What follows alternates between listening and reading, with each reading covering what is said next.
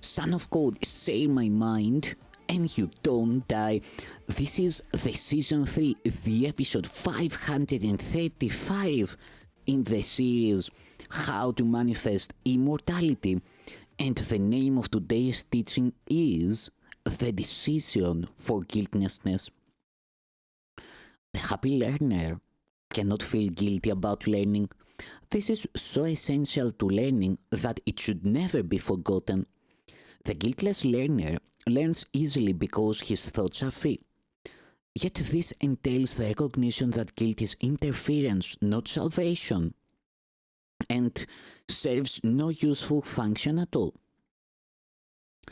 Perhaps you are accustomed to using guiltlessness merely to offset the pain of guilt, and do not look upon it as having value in itself. You believe that guilt and guiltlessness are both of value, each representing an escape from what the other does not offer you. You do not want either alone, for without both you do not see yourself as whole and therefore happy. Yet you are whole only in your guiltlessness, and only in your guiltlessness can you be happy. There is no conflict here. To wish for guilt in any way, in any form, will lose appreciation of the value of your guiltlessness and push it from your side. There is no compromise that you can make with guilt and escape the pain that only guiltlessness allays. Learning is living here as creating is being in heaven. Whenever the pain of guilt seems to attract you, remember that if you yield to it, you are deciding against your happiness and will not learn how to be happy. Say therefore to yourself gently, but with the conviction born of the love of God and of His Son, what I experience, I will make manifest.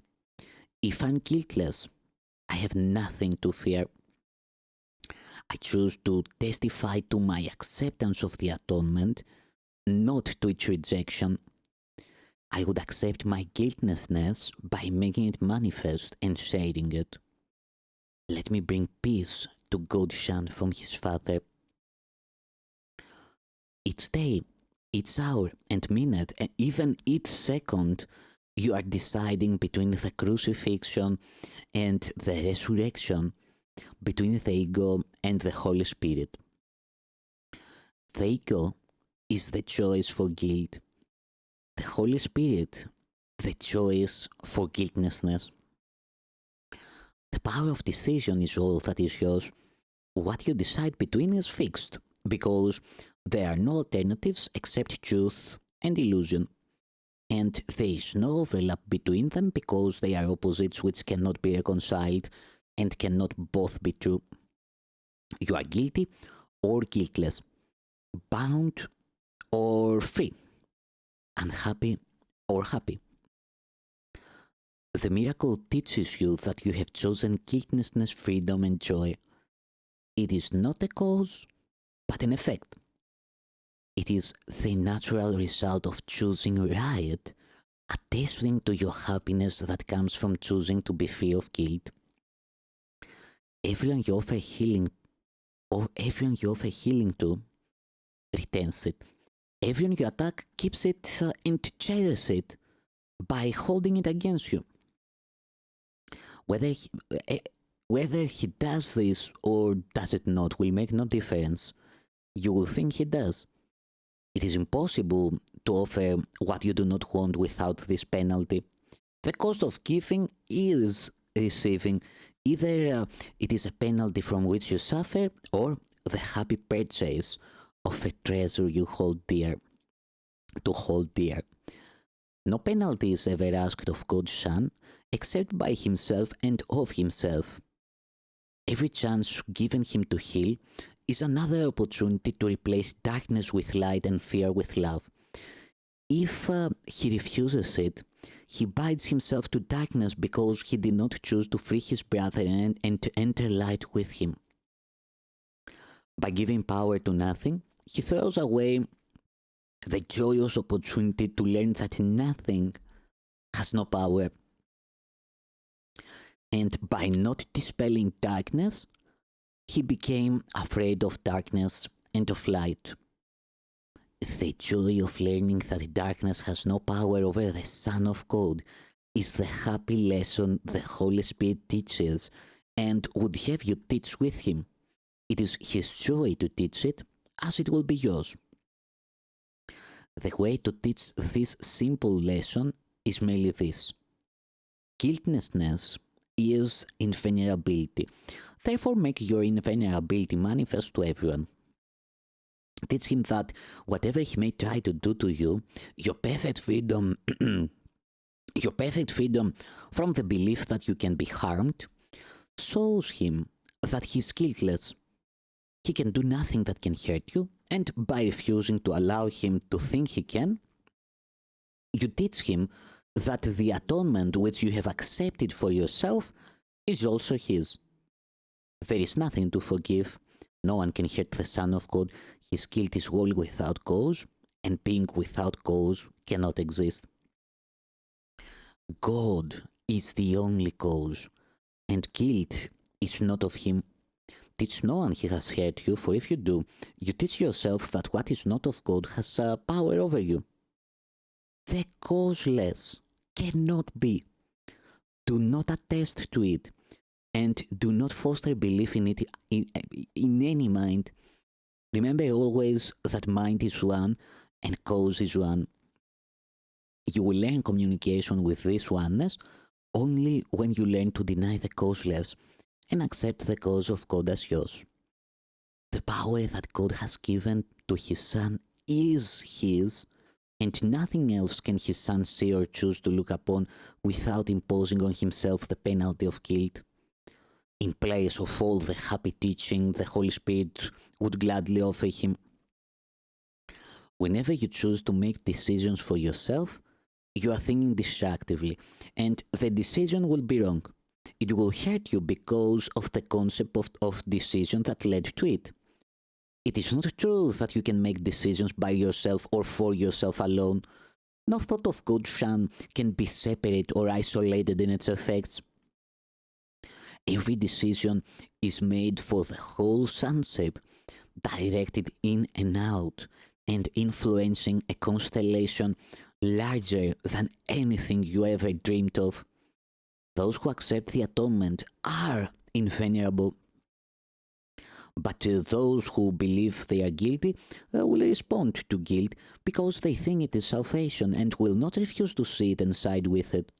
And they will fail to understand the simple fact that what they do not want must hurt them. All of this arises because they do not believe that what they want is good. Yet will was given them because it is holy, and will bring to them all that they need, coming as natural as peace that knows no limit.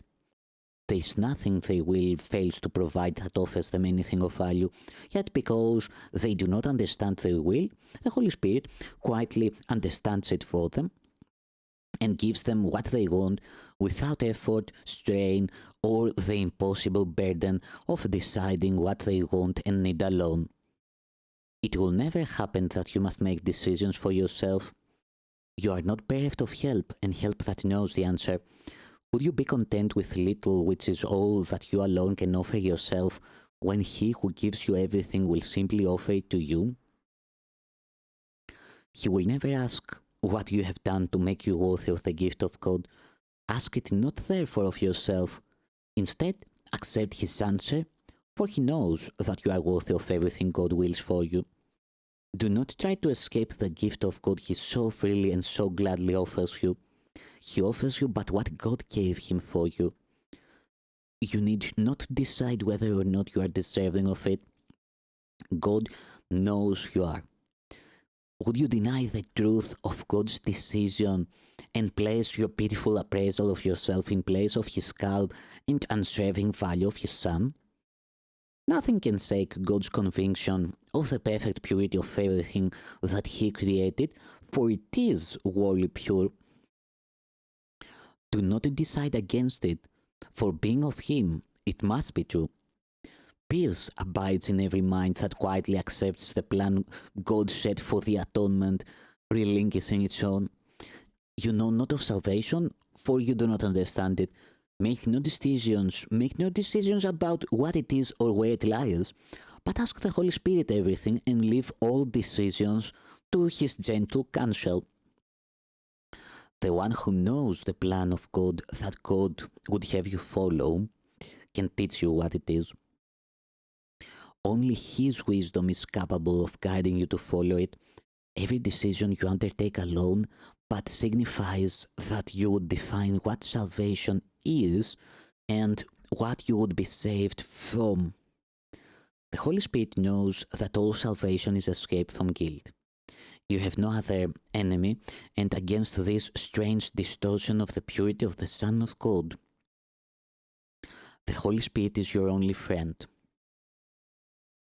He is the strong protector of the innocence that sets you free. And it is His decision to undo everything that would obscure your innocence from your unclouded mind. Let Him therefore be the only guide that you would follow to salvation. He knows the way and leads you gladly on it. With Him, you will not fail to learn that what God wills for you is your will. Without His guidance, you will think you alone know and will decide against your peace as surely as you decided that salvation lay in you alone. Salvation is of Him to whom God gave it for you.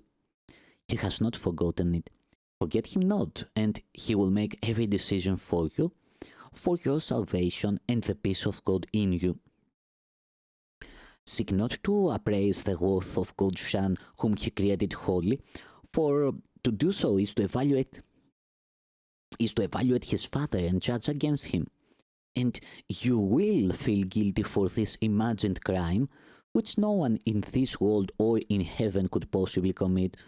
The Holy Spirit teaches only that the sin of self-replacement on the throne of God is not a source of guilt. What cannot happen can have no effects to fear. Be quiet in your faith in Him who loves you and would lead you out of insanity. Madness may be your choice, but not your reality. Never forget the love of God who has remembered you, for it is quite impossible that He could ever let His Son drop from His loving mind, wherein He was created and wherein His abode was fixed in perfect peace forever. Say to the Holy Spirit only, decide for me, and it is done.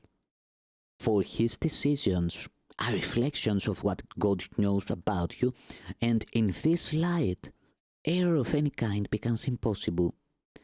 Why would you struggle so frantically to anticipate all you cannot know, when all knowledge lies behind every decision the Holy Spirit makes for you? Learn of His wisdom and His love, and teach His answer to everyone who struggles in the dark, for you decide for them and for yourself. How gracious it is to decide all things through Him whose equal love is given equally to all alike. He leaves you no one outside you, and so He gives you what is yours, because your Father would have you say it with Him. In everything, be led by Him and do not reconsider. Trust Him to answer quickly, truly, and with love for everyone who will be touched in any way by the decision, and everyone will be. Would you take unto yourself the sole responsibility for deciding what can bring only good to everyone? Would you know this? You taught yourself the most unnatural habit of not communicating with your Creator, yet you remain in close communication with Him and with everything that is within Him as it is within yourself. Unlearn isolation through His loving guidance, and learn of all the happy communication that you have thrown away but could not lose. Whenever you are in doubt what you should do, think of His presence in you and tell yourself this and only this: He leads me and knows the way which I know not. Yet He will never keep from me what He would have me learn, and so I trust Him to communicate to me all that He knows for me. Then let him teach you quietly how to perceive your guiltlessness, which is already there.